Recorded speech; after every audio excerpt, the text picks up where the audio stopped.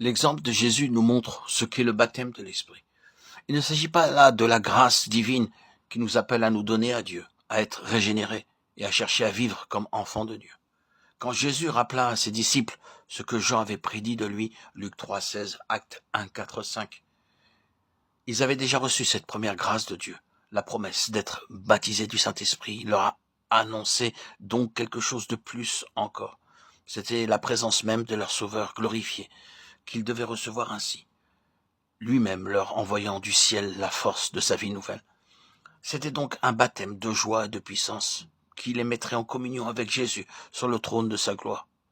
Tout ce qu'ils devaient recevoir plus tard, sagesse, courage, sainteté, tout devait leur venir de cette source-là. Le Saint-Esprit devait être pour eux ce qu'il avait été pour Jésus depuis son baptême, le lien de vie qui le rattachait au Père et à sa puissance. Par le Saint-Esprit, Jésus devait donc manifester sa présence en eux. Le Père et le Fils devaient demeurer en eux. Celui sur qui tu verras l'Esprit descendre et s'arrêter, c'est celui qui baptise du Saint-Esprit.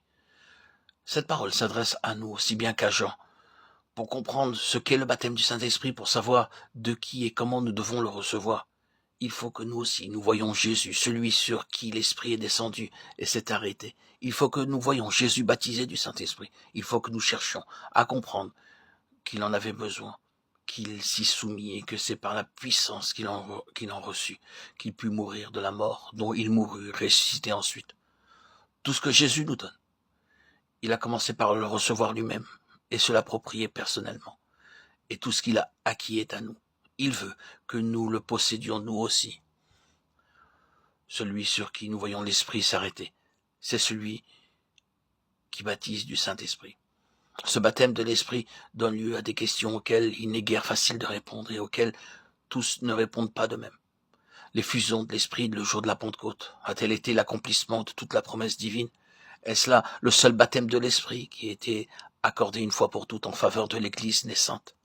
Ou bien l'effusion de l'Esprit sur les disciples dont parle le 4e chapitre des Actes, celle qui fut accordée aux Samaritains, Actes 8, 15, aux païens dans la maison de Corneille, Actes 10, 5, et aux 12 disciples à Éphèse, Actes 19, 6, ne doivent-elles pas être considérées comme autant d'accomplissements de cette promesse? C'est lui qui baptise du Saint-Esprit.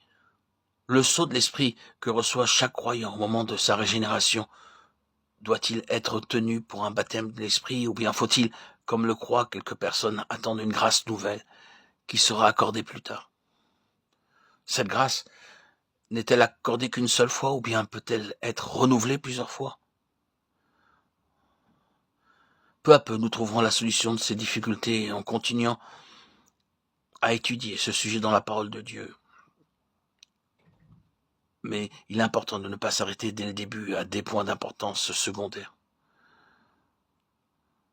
Que toute notre attention se porte avant tout sur les deux principaux enseignements que Dieu veut nous faire retirer de cette doctrine. Nous voyons d'abord que le baptême du Saint-Esprit est venu couronner de gloire l'œuvre de Jésus, et que pour vivre d'une vie vraiment chrétienne, nous aussi, nous avons besoin de le recevoir, de savoir que nous l'avons reçu. Les disciples même, pleins d'obéissance et d'amour pour leur maître, avaient dû recevoir ce baptême. Il faut donc qu'il y ait là quelque chose de plus que l'action de l'Esprit au moment de la régénération. Ce baptême, c'est l'Esprit même de Christ qui vient demeurer en nous, avec la suprême puissance de sa nature glorifiée. C'est l'Esprit de vie de Jésus-Christ qui nous a franchis de la loi du péché et de la mort. Romains 8, 2. C'est l'affranchissement du péché que Christ nous a acquis par la rédemption, mais qui reste pourtant de croyants à l'état de grâce promise, sans qu'ils en viennent à la réaliser eux-mêmes. C'est cette vertu puissante qui remplit de hardiesse en face du danger, qui assure la victoire sur le monde et sur tout ennemi. C'est l'accomplissement de cette promesse de Dieu. J'habiterai et je marcherai au milieu d'eux. 2 Corinthiens 6, 16. Demandons donc au Père de nous révéler tout ce que son amour a encore à nous donner. Demandons-le lui jusqu'à ce que notre cœur soit tout plein de cette promesse. C'est lui qui baptise du Saint-Esprit. C'est Jésus qui nous baptise du Saint-Esprit.